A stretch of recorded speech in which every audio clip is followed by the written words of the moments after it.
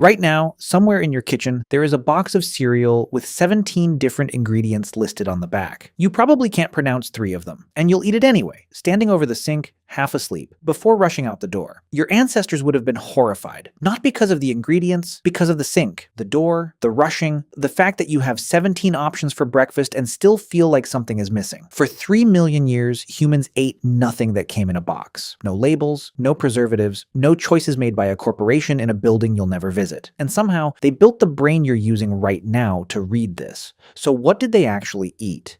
And what happened when we changed it? Start 3 million years ago. Your ancestor is not a hunter, not yet. She is something closer to a very clever scavenger. Anthropologist Richard Wrangham spent decades studying early human diets and found something that upended everything we thought we knew. The earliest humans weren't apex predators. They were opportunists. They ate whatever was available, whatever was safe, whatever gave the most energy for the least effort. That meant tubers, roots pulled from dry ground with bare hands, berries that stained fingers dark, insects by the handful, termites, grubs, larvae, packed with fat and protein. And when luck arrived, meat. Not hunted, scavenged. Bones cracked open on rocks to reach the marrow inside, the part the lions and hyenas had left behind. Bone marrow. Remember that. It will matter later. The diet was brutally varied. One day, roots and bark. Next day, a dead antelope found before the vultures. The week after, mostly fruit. There was no consistency, no routine, no meal plan. The body learned to handle everything, because everything was on the menu. Here's what's fascinating. Archaeologist Brianna Pobiner analyzed cut marks on animal bones from 1.5 million years ago in Kenya. She found something unexpected. The cut marks from stone tools appeared on top of tooth marks from carnivores, meaning humans came after the lions. They were eating the leftovers of the leftovers.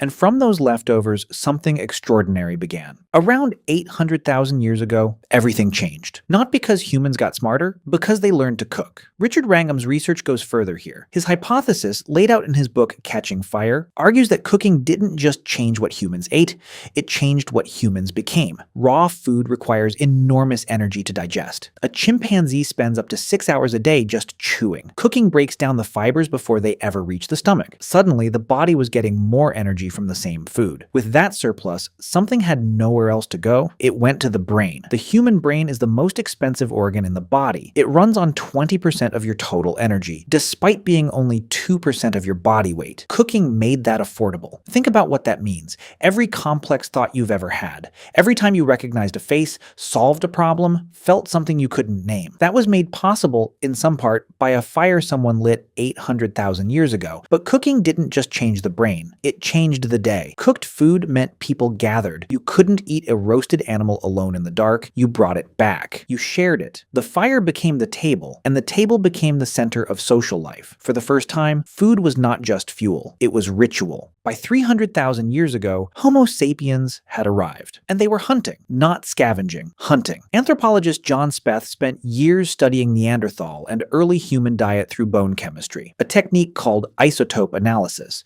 which can tell you what an animal ate decades after it died. What he found surprised even him. Early humans were not eating a balanced diet. They were obsessed with fat, not protein. Fat. A lean rabbit provides almost no usable calories. You can eat rabbit all day and starve. Hunters knew this. They called it rabbit starvation. What they wanted was fat animals, marrow-rich bones, organ meat, liver, kidney, brain, eaten raw, immediately after the kill before it spoiled. The organs were always eaten first, not the muscle, not what we call meat today, the parts we now throw away. At the same time, the women were feeding the camp. Studies of modern hunter-gatherer groups like the Hadza of Tanzania consistently show that plant foods, tubers, berries, seeds, honey, make up more than 50% of calories. The hunters get the stories, the gatherers provide the actual nutrition. The diet was not a caveman protein feast. It was a careful, exhausting balance. Meat when it came, plants always, fat whenever possible, and nothing wasted. Organs, marrow, skin, sinew, everything had a use. Then, around 12,000 years ago, something happened that changed the human diet more dramatically than fire ever did. We stopped moving. The agricultural revolution is usually told as a triumph, and in some ways it was. Farming meant more food, more people, more civilization. But paleoanthropologist Clark Spencer Larson spent decades analyzing skeletons from the exact moment humans transitioned from hunting to farming. What the bones showed was disturbing. The first farmers were shorter than their hunter-gatherer ancestors. Their bones showed signs of nutritional deficiency. Their teeth were riddled with cavities, something almost unknown in hunter-gatherers who ate no refined sugar. They had more infectious disease because living near crops meant living near animals, and living near animals meant new pathogens. They worked harder and ate worse. The variety collapsed overnight. Instead of hundreds of edible plants, now there were 3 or 4 crops: wheat, rice, maize. The human gut, evolved over millions of years to process everything, was suddenly processing almost nothing else. But there was no going back. Farming fed more people than hunting ever could, and more people meant more complexity. Cities, writing, science, the world you live in now. You traded variety for volume, and the body has never fully recovered. Now compress 3 million years into a single day. Humans spent 23 hours and 55 minutes eating wild plants, scavenged carcasses, cooked roots, hunted animals. In the last 5 seconds of that day,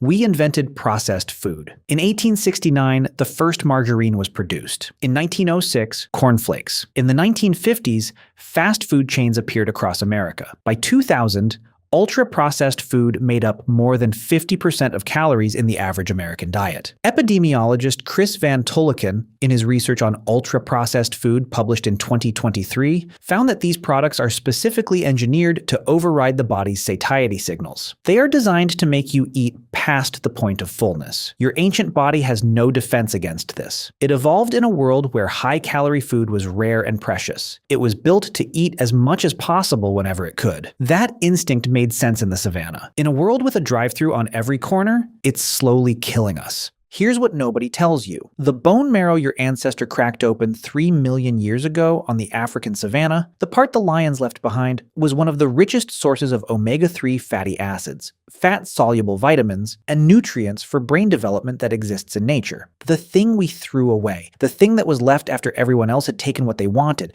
that was the thing that built the human brain. You are the descendant of someone who looked at what the lions discarded and thought, there's something valuable here that everyone else is missing. That instinct is still in you. The question is what you're doing with it.